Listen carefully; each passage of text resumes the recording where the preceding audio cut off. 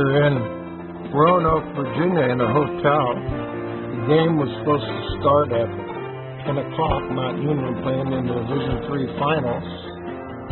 And what we ended up with was a huge snowstorm that dumped 15 inches. 300 accidents on the way down here. Fortunately, we avoided them all. But this is a view from the hotel window of our room.